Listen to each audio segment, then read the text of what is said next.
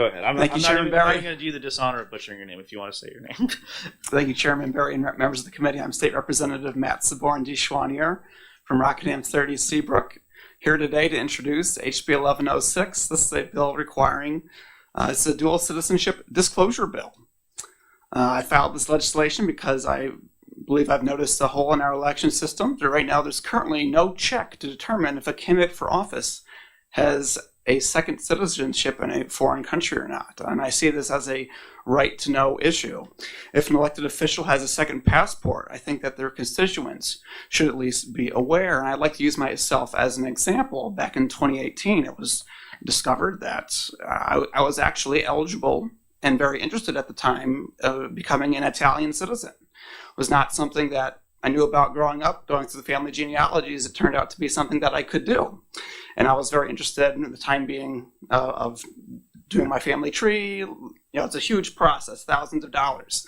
I ended up not following through with that plan, especially after moving to New Hampshire. It just didn't work out well. That window has since closed for me. With that being said, I'm still obviously proud to be an American citizen. But with that being said, throughout the entire process of filing for office till we take our oath of office as elected reps, there is nothing to check to make sure that there isn't a second passport in anyone else's house. And I think that's a right to know issue. This concept of a dual citizenship disclosure isn't just being explored here today, but also in the U.S. Congress as well. This bill establishes a minimum standard regarding disclosures and penalties, to which later could become more restricted if needed. This is to account for the fact that it's possible that a naturalized U.S. citizen may have come from a country that they are no longer able to return to and officially cancel the previous citizenship.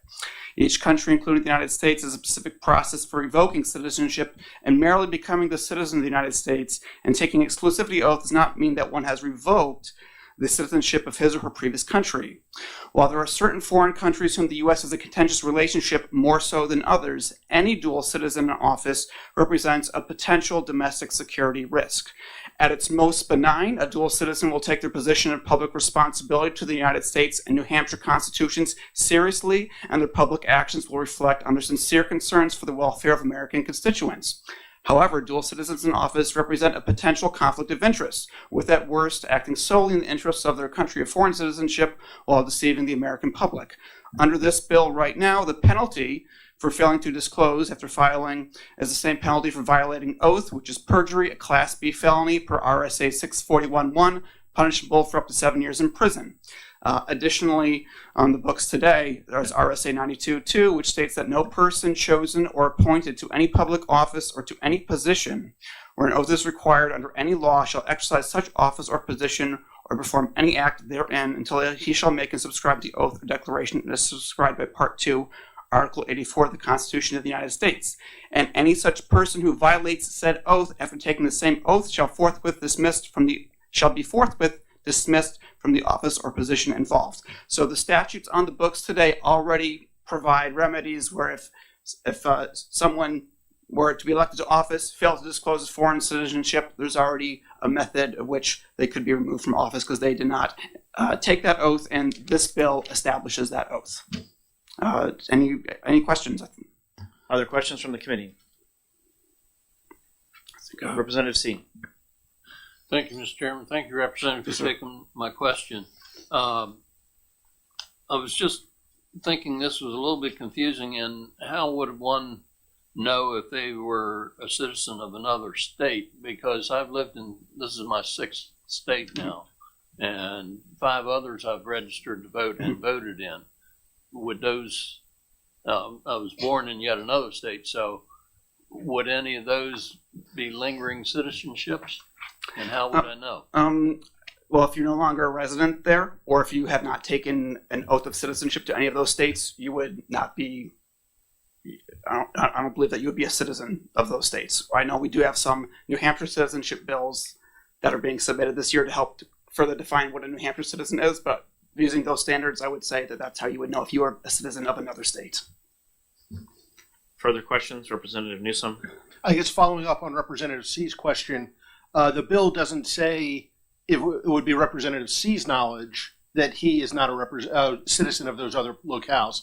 It is that they have a knowledge or belief that the other state would consider them a citizen.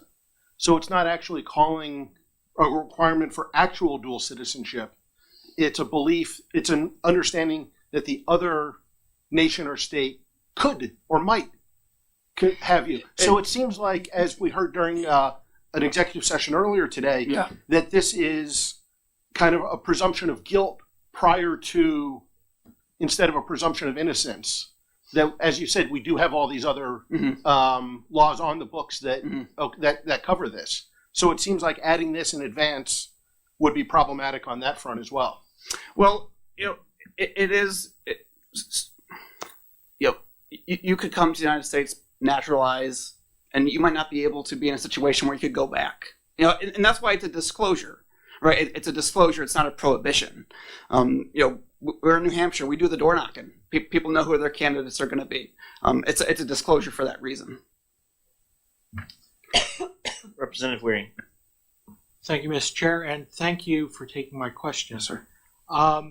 Would you be open to an amendment to move this to narrow the scope to any nations other than the United States of America, and excluding the question of state citizenship for now? I am open to that. Further questions, Representative Lane? Thank you, and thanks for taking my question. Yes, ma'am. Could you refer again to the statute that you talked about where the penalties are? You can just give me the numbers. Yes, ma'am. So RSA 641.1, that's perjury, 640. violating an oath. And then RSA 92.2 has to do with dismissing someone from office. Okay, 92.2. thank you. Further discussion, Representative Bay? Thank you, Mr. Chair. Thank you for taking my question. Just for the record, I'm a naturalized citizen, and I'm not a citizen of any other country. So this bill, because there are a lot of words, does this bill mean to disqualify anyone who has dual citizenship? No, ma'am. It's just disclosure. It's a right to know issue for citizens, for the public. If someone's running for office and they have a passport, I see that as a right to know issue for the public. It's not meant to disqualify. It's not a prohibition. If you were to do a prohibition, bad actors might withhold that they have that second passport, that they have that citizenship, and that's what would happen. And I think if you had a prohibition, so I wanted to just do a disclosure. That's a good question, ma'am. Thank you. Further follow-up? Thank you. So if someone is to run for office, you are putting the due diligence on them to make sure that they may not be claimed as a citizen of another country, or is the qualification to be a citizen of another country, although it has not been claimed, something that needs to be disclosed? It is supposed to be. It is supposed to be if you know that you're a citizen, because whether you have I used to be qualified. I used to be qualified to be an Italian citizen, but I still had to go through, or at least cursory research shows that I was, quote, qualified for that. I never made it over there. I never made it to any of the town halls. It's a huge process. So. It's to the best of your knowledge, of the candidate's knowledge, what is known of you. Thank you. Thanks, Representative, for taking my question. Curious, because we're talking about a felony level offense here. I mean, this is, and I'm thinking about an adoptee who may not have access to all their records, who may very well be a citizen of another country. It's on them to disclose if they don't have full knowledge and information about their nation of origin and their citizenship status. What happens in a situation like that when they're facing a potential felony offense? Well, if they don't know, if they don't know, then they don't know. But it also has to do with, I think, intent. Like, you have to be meaningfully trying to hide. You have to be hiding. It's meant to be innocent. It's not meant to be. Does that make sense? Representative Page. I just have a question. I'm wondering if it might be more efficient to let the political market decide. I mean, there's nothing that would prohibit a potential voter from asking Right. you, for example, Correct. Yeah. are you a And- citizen or not? And again, That'd be that's more also efficient why way it's to do a, that? it's and that's also why it's a disclosure as well, and not a prohibition. Thank Representative Page for coming to election law and introducing a new term that I'm probably going to shamelessly say again and again, the political market. I love that term. Further questions from the committee? Representative Lane. Yes, thanks for taking my question. You said that this was just intended to be a disclosure, Yes, ma'am. but you also are requiring a short statement of explanation. So a disclosure is just, I am a citizen of another country. Mhm. Period. Yes, ma'am. Not with an explanation. So it's, but you characterize it as a disclosure? Yes, and it's also based on their knowledge or reasonable belief. Further questions from the committee? Seeing none, thank you. I only have one other. Oh, I have two cards. Next up is Representative Timothy Horgan.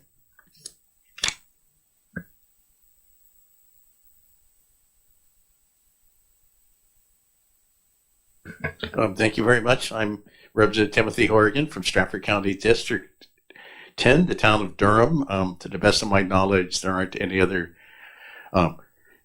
foreign countries that could claim me as a citizen. I suppose I have lived in other states. I have many families and friends in Massachusetts, which is another state in the union, not actually our enemy, even though we have a we have a pretty outspoken rivalry with them. But and actually, they believe just as firmly that they're better than us as we do. That here in New Hampshire, that we think New Hampshire is better than them. But anyway, I certainly think this bill is totally unnecessary. Usually, if somebody has roots in another country and they're running for office, they usually mention that. It's certainly not something they would hide. I know there's one case. There's a person I know who's currently running for Congress for the People's Republic of China, and she actually makes that that's one of the main things she talks about on her campaign trail. That'll be Lily Tang Williams, who probably most of you have bumped into. So, I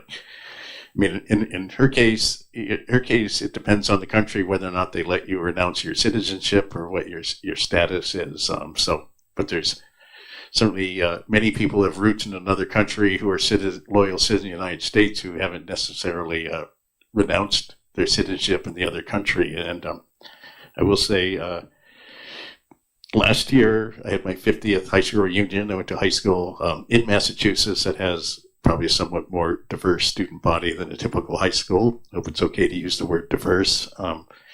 And we were all that was a pretty common topic of conversation, especially for us. We're probably more on the liberal side of the political spectrum. We're pretty scared about what's going on, and I don't think things have gotten any better since then. So that was quite a lot of us were talking about what other countries we would be able to move to and where else we might to go if things got even worse than they were a year ago, or probably even worse than they are now. But things have not, people are not feeling more secure here in the U.S. than they did back in June when I had my reunion. So actually, probably like most of my classmates had some other country they could move back to. I was fairly rare just insofar as my ancestry is. I really have no other country I can be a citizen of. And then also this fall, I happened to travel to Scotland, and we visited the University of Edinburgh, and there was a surprisingly large number of American expatriates who have recently moved either go to school for other reasons to Great Britain, and that's probably true in other countries too. So there's actually at least a certain number of citizens who actually are moving to other countries, and a lot of them are people who have roots in other countries. But anyway, so that's this bill is unnecessary, especially if it leads to felony penalties. So this is a law that's been on the books forever. I looked it up in the RSA's. It's dated 1979, but that whole volume of the law books was all updated in 1979. So this is a very long-standing law that very simple, very clear. doesn't need to be changed, so I would just advise you to vote no. So thank you. I'd be happy to take any questions if you want. Are there questions from the committee? Seeing none, thank you. I only have one other pink card, Patrick Bender.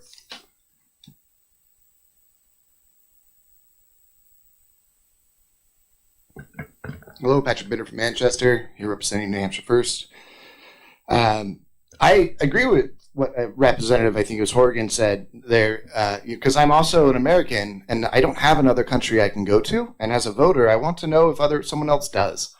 It's not necessarily a problem, but it's just, it's an allegiance or a possible allegiance. I think the term was used, a possible split allegiance there.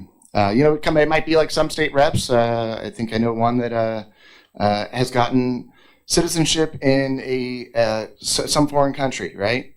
But what's the purpose of that, right? So that's why I like the part where it says, reasonable belief or knowledge, and I like that it's just letting us know. As voters, I think we should know, and we don't always get the opportunity to meet our state reps, although we do get many opportunities. It's not everyone does, right? Not everyone answers that door when you knock on it to actually ask that question. I think it's a serious issue. It might not be happening, but it's a serious flaw with our system that people can have split allegiances, and we don't really require them to tell the voters this. Okay. Will you be taking questions? Sure. Are there questions from the committee?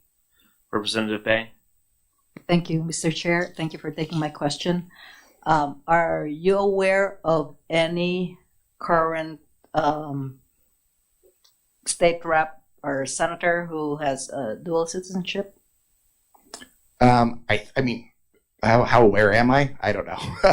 I've heard that it exists. So, Representative Wilhelm? Thank you, Chairman. Thanks for taking my question. So, given the text of the bill, right, it talks about knowledge or reasonable belief, and yet it also carries a felony charge. Like, do you think the felony charge is a reasonable penalty for knowledge or reasonable belief? Yeah, absolutely. For an oath like this, absolutely. The example came up of Lily Williams. I mean, she might be able to just say, I have a reasonable belief that if I went to China, they'd call me a Chinese citizen still.